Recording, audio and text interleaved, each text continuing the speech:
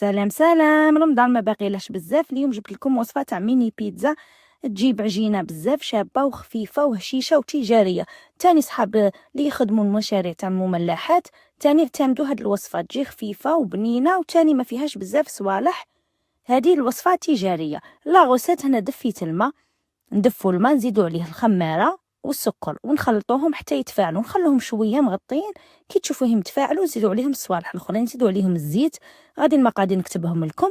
ونزيدوا حبه البيض، ونزيدوا الحليب بودره، ونزيدوا الفارينه غربلتها، واستعملوا فارينه تاع العجين، ما تستعملوش فارينه الاخرى اللي نخدموا بها الكاطو باش تجيكم العجينه شابه. من بعد عاد زيدي الملح ونخلط هنا. نسرع البيتره 3 دقائق، من بعد نقص له كي يبقى كاع التالي، نقص له شويه، خلوه يدور في غرده واحد 10 دقائق. اللي ما عندهاش البيتره تعجن بيديها، تعجن بيديها ودلكي العجينه تاعك غايه. هذا مكان واحد 10 دقائق ولا ربع ساعه. ومن بعد نديروها في بول، نديروها شويه زيت ونخلوها تخمر. هنا غادي نروح لاصوص. كيما راكم تشوفوا نقطع الطوماطيس هكا من الفوق غير شويه عند الراس. انا لاصوص تاعي هذه اللي معتمدتها، كل وحده ولاصوص تاعها، انا بغيت نعطيكم الطريقه. ونديرها في الماء حامي تغلي 3 دقائق. قد ما تغلي نطفي، كي يبدا يغلي نحسبوا 3 دقائق، نعاودوا نجيبوها في الماء بارد باش القشره تاعها طير، ونقلعوا لهذيك القشره ونعاودوا نطحنوها ونصفوها كيما راكم تشوفوا. كي تصفيها تقلعي لها كاع هذاك الزريعه وكاع، وتجيكم لاصوص ما تجيكمش حامضه.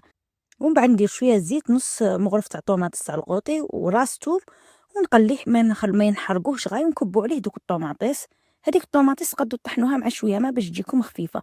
ومن بعد نزيدوا لها شويه زعيتره والملح والسكر ونخلوها طيب حتى تنشف، ونروحوا للعجينه تاعنا.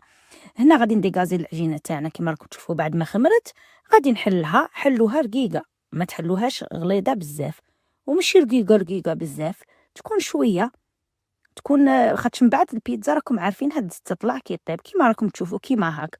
من بعد نديروا لاصوص تاعنا بعد ما وجدت وبردت، ونديروا الكفته. هنا الكفته انايا نقليها ونديرها. وهنا تاني الديكور اختياري، ديروا لاصوص فرماج. انا درت الكفته كيما راكم تشوفوا بعد ما قليتها تبلتها وكاع. وتاني درت فرماج هنا شيدر رابي، ودرت حبه زيتون وندخلها طيب. الكوشه تكون حاميه، ندخلهم يطيبوا بالخف الطيب معانا، توجد تتحمر.